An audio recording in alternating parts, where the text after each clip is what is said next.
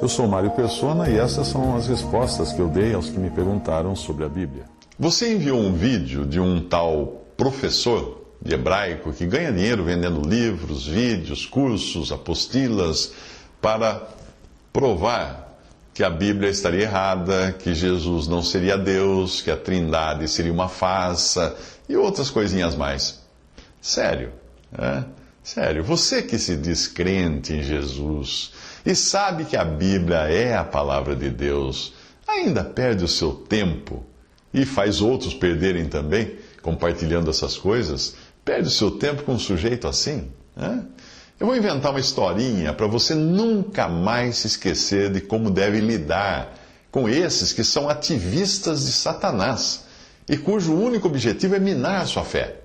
Suponhamos que você acabou de sair da firma onde trabalha e a caminho de casa você passa por uma rua escura, levando no bolso o dinheiro do seu salário. O seu salário é contadinho. Com ele você pretende pagar suas contas, colocar comida na mesa pelos próximos 31 dias do mês. Aí um desconhecido aborda você na rua escura, apresentando-se como professor e especialista em dinheiro. Muito bem.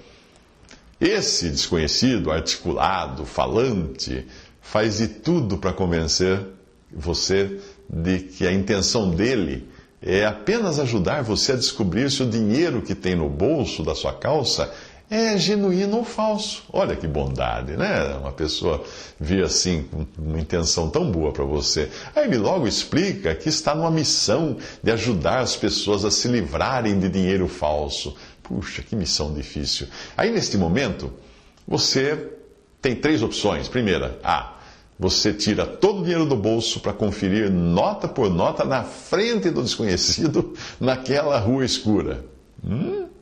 B, você entrega todo o seu dinheiro a ele sem pestanejar, porque ele disse que é professor e entende tudo de dinheiro, e você se sente aliviado até. Vai ficar aliviado nos 2 sentidos, pode ter certeza. C, você pica a mula. Se você não conhece a expressão o que é picar a mula, use o Google para descobrir, ok? Se você assinalou as opções A ou B, eu acho que nem vai adiantar explicar que você está prestes a ser aliviado do seu salário. Vai ficar bem mais leve depois do encontro com esse professor de dinheiro. Se você assinalou a opção C, de picar a mula, ainda há esperança para você. Então, pare de ser ingênuo, pare de dar ouvidos a pessoas que querem tirar aquilo que você tem de mais precioso, a sua fé em Cristo, a sua fé na palavra de Deus e a sua esperança de vida eterna.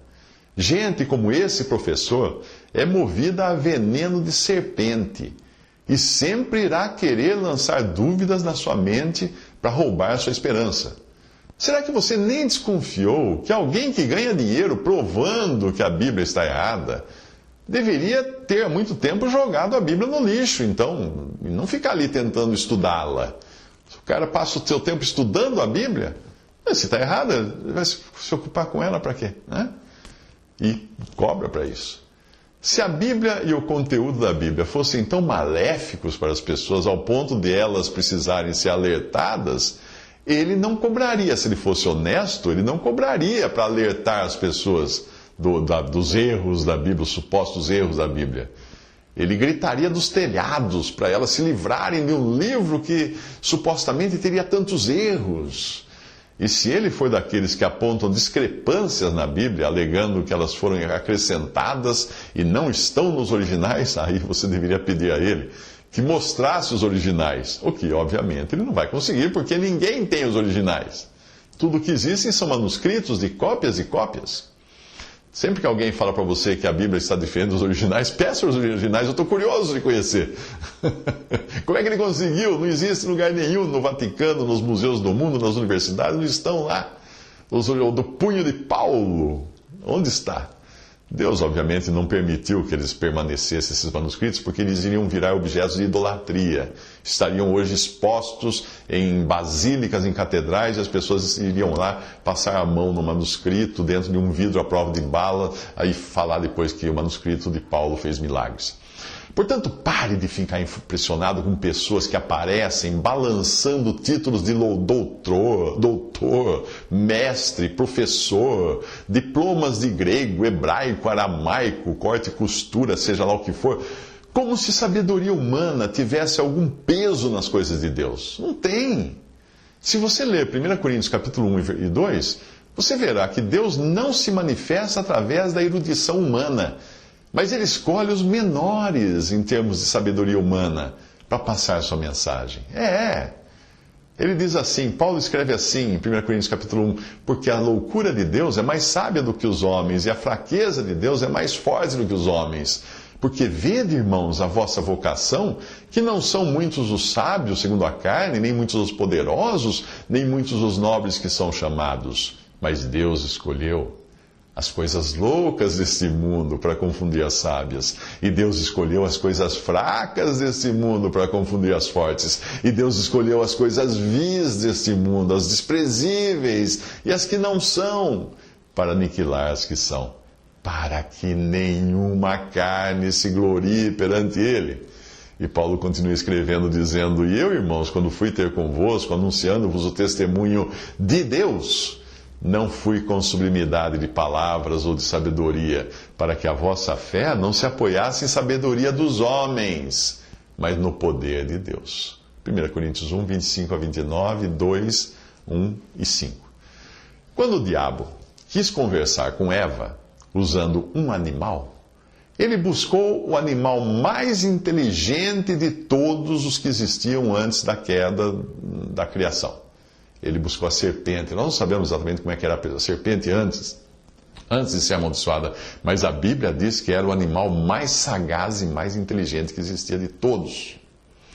Foi por intermédio da serpente que o diabo plantou dúvidas na mente de Eva. A passagem diz, ora, a serpente era mais astuta que todas as alimárias do campo que o Senhor Deus tinha feito.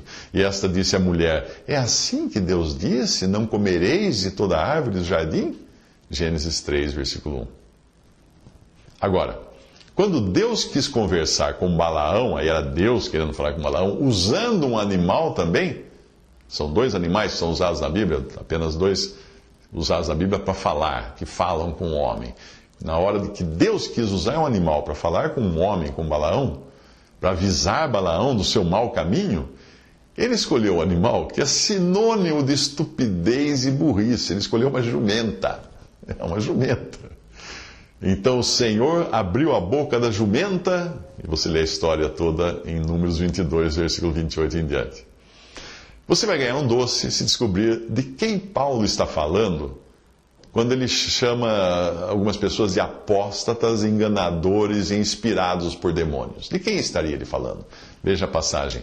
Mas o Espírito expressamente diz que nos últimos tempos apostatarão ou desviarão alguns da fé, dando ouvidos a espíritos enganadores e a doutrinas de demônios, pela hipocrisia, pelo fingimento de homens que falam mentiras, tendo cauterizado a sua própria consciência. 1 Timóteo 4, de 1 a 2. Certamente, Paulo não está falando daqueles que utilizam a palavra de Deus de forma genuína para mostrar nela a verdade, que é Cristo, Deus e homem. O alerta dado pelo próprio Senhor aos que se dizem mestres das Escrituras vale também para estes e outros professores que você encontra ao longo da sua jornada cristã. Jesus falou a respeito deles. Vós tendes por pai ao diabo, e quereis satisfazer os desejos de vosso pai. Ele foi homicida desde o princípio e não se firmou na verdade, porque não há verdade nele. Quando ele profere mentira, fala do que lhe é próprio, porque é mentiroso e pai da mentira. João 8,44.